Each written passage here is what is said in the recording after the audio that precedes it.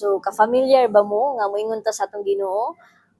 Ginoo, pasaylo ako sa akong mga sala sa pulong sa una-una sa buhat ug sa wala pagbuhat sa angay kong buhaton. Igsoon ko diha kin Kristo ko inani pa ka karon mangayog pasaylo sa imong mga sala sa Ginoo. Zan dili gid mapasaylo ang imong mga sala nga mortal sin. Kay pagkangalan gali nga mortal sin ang imong sala nga nabuhat gitagaan tag napulo kasugo sa Dios. Since gitagaan tag napulo kasugo sa Dios, ang gusto sa Dios sa kita mangayog pasaylo dapat specific.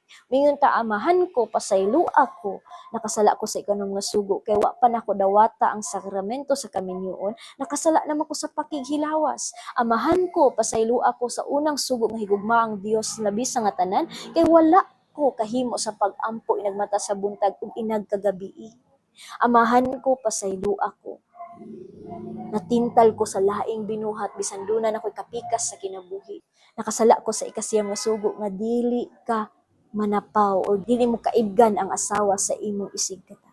So inana unta igsuon kung mangayo tagpasaylo sa Ginoo dapat specific asa ta nakasala sa napulo ka sugo. Kung moingon pud tag nakapanlimbong ta, amahan ko pasaylo ako nakasala ko sa pagpangawat kay nang limbong ko sa akong isigkatawo.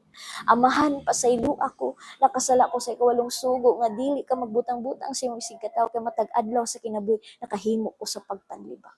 So inana igsuon kung wala pag ita nakahimo niya nang specific ta mga pasaylo sa Ginoo dan wala pa napapas sa Dios ang atong mortal nga sala natuas siyang dughan ug isa ni sa rason nga dili dayon dunggon ang atong mga pag-ampo dili dayon ta i-bless sa Ginoo kay nakababag pa nga atong mga sala nga atong mga mortal sa sala nga grasya nga iyang tang ihatag nga kanato. Naot unta igsundo na kay nakatunan ug God bless you.